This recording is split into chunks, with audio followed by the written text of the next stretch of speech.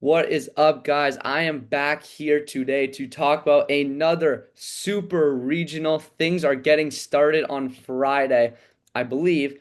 And today we're going to be talking about North Carolina and USC, one of the most, I think, stacked super regionals in terms of talent, in terms of how good these programs have been. And I can't wait to talk about this one more. Now, obviously, North Carolina has been such a good team this year. Now, they ended up getting second in the ACC, despite kind of being the consensus number two team in the country after their series win against Georgia Tech. They've been really, really good, really consistent. Just got done with business. Really, haven't lost any stupid series really. And they have so much talent on this roster that everything's just kind of clicked.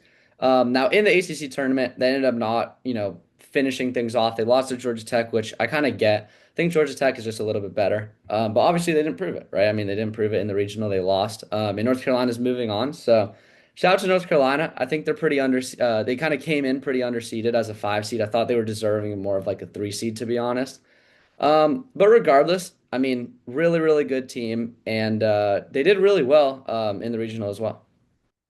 Going in, there's kind of this whole talk about North Carolina, Tennessee, how that was a really good matchup, how East Carolina could be an interesting three seed, how VCU could be a sleeper, how they were, a top four seed. North Carolina just shut it down really quickly. They took down VCU, they took down East Carolina, they took down East Carolina again. Made things really simple, right? They made things very, very simple, and North Carolina pretty easily is now headed to the Super Regional, and they have a lot of momentum behind themselves too.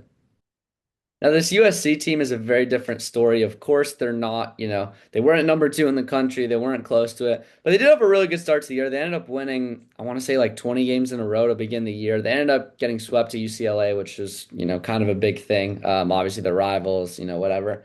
But regardless, I mean, this USC team has proven a lot. They haven't lost very much. They play in a Big Ten that's improved, but still obviously not great. And the reality is they weren't able to perform super well. They lost to all the good teams in the conference, Nebraska, UCLA, Oregon, with that Oregon one being on the final weekend of the year. And they were able to beat Iowa, who's a pretty decent team. They also beat Cal Poly, which was who's clearly proven that they're a pretty solid team and they're in the super regional still.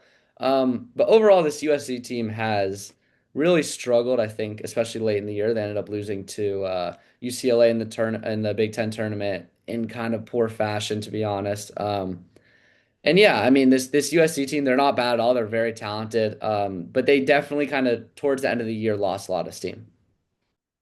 Now going into the regional, they had to play in College Station against Texas A&M, against Texas State, and against Lamar. Three Texas teams, and they kind of felt like the odd one out. Now that could have been used to their disadvantage, but it actually got used to their advantage. They ended up playing really, really well.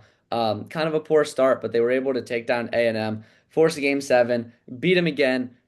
You know, they've been dominant, honestly. Like they were dominant, especially near the end. And this USC team is just they completely flipped the script, I think, because, at the start of the year, they had all that momentum just winning and winning and winning, and then they started to kind of be a little bit shaky, but they've really picked it up at the perfect time of year, and I think that helps them a lot.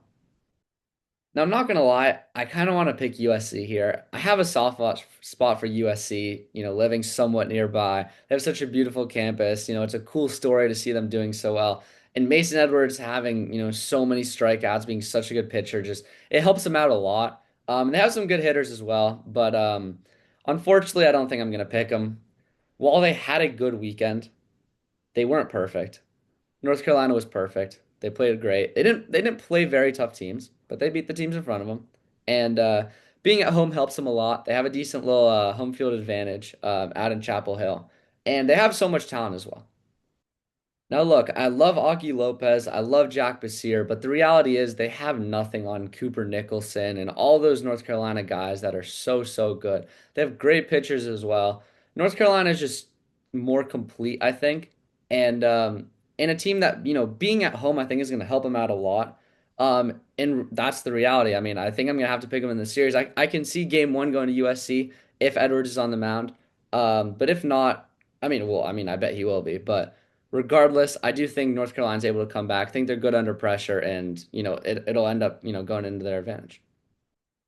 But yeah, I mean, I can't wait for the series. It's going to be unbelievable. Two really good ball clubs with a lot to prove. The trip to Omaha on the line. I can't wait to watch this one. Like I said before, I believe it starts on Friday. And yeah, absolutely cannot wait for this one. If you want to see more content, stay tuned on the channel. I'm going to have a bunch more super regional predictions coming out for you, so make sure to stay tuned.